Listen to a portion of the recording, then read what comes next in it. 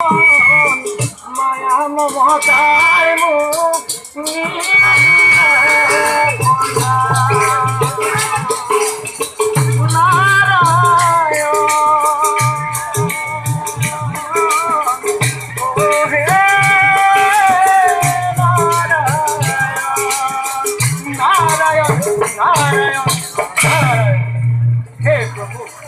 অধৰ্মৰ পণিপাত কৰিব গ্ৰহণ ভোগে মৰিছে প্ৰভু শতাধিক গীতাৰ্থ হ'ল আজি নিকিন্দাৰত তব দৰ্শনে যোগী মহাযোগী আৰু তপস্বীসকলে যুগ যুগ ধ্যান কৰিও তাৰ দৰ্শন পোৱা নাই সেইজন পুৰুষৰ আতিথ্য গ্ৰহণ কৰিবলৈ পাই মই নিজকে ধন্য মানিছো প্ৰভু পিছে প্ৰভু আজি দেখোন আপুনি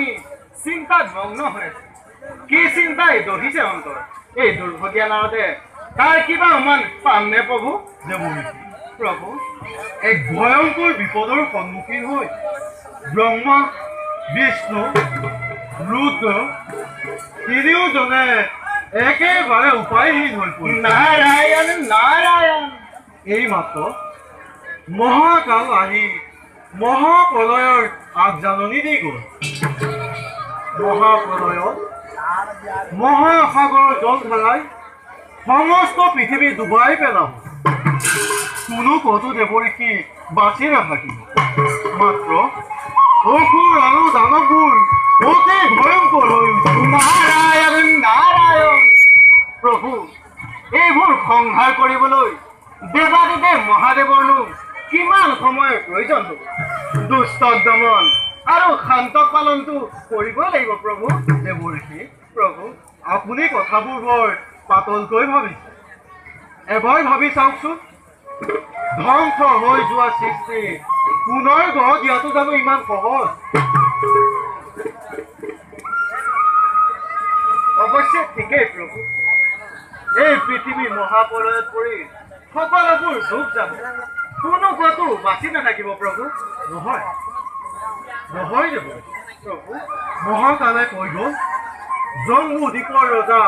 সত্যৱত এই মহাপ্ৰলয়টো বাচি থাকিব জম্বুদ্বীপৰ ৰজা সত্যৱত নাৰায়ণ নাৰায়ণ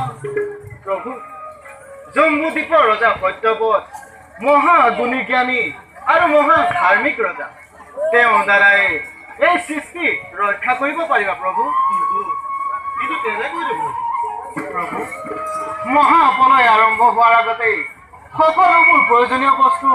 সংৰক্ষণৰ ব্যৱস্থা কৰক কেনেকৈ জীৱ জন্তু ৰাখিব লাগিব সেইবিলাক যাতে ধ্বংস নহয় তাৰ ব্যৱস্থা কৰিলেই এই বিনন্দীয়া পৃথিৱী ৰক্ষা কৰিব পাৰিবা প্ৰভু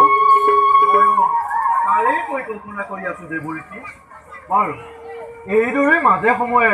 বুদ্ধি ভাৰসা দি থাকিবলৈ নাপাহৰিব নাৰায়ণ নাৰায়ণ দেৱঋষি প্ৰভু এতিয়া এই বাৰ্তা মৈত্ৰলৈ গৈ নৰসমাজত দিয়ক ভাল প্ৰভু যাকে তেন্তে বিদায়হে কৰিম দেৱঋষি ও যাদৱ যদু নন্দ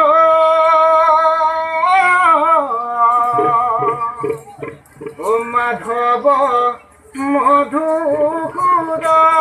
মধুসূদন তুমি নিত নিৰঞ্জন নাৰায়ণ ও তোমাকে লৈলো তোমাকে লৈলো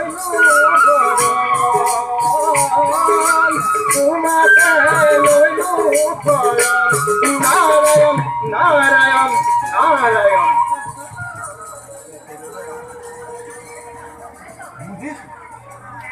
বুজিছো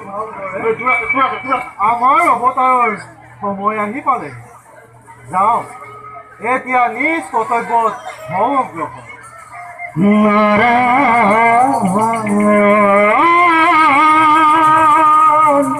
তোমাৰ বিনা পৃথিবীতে নাহিয়া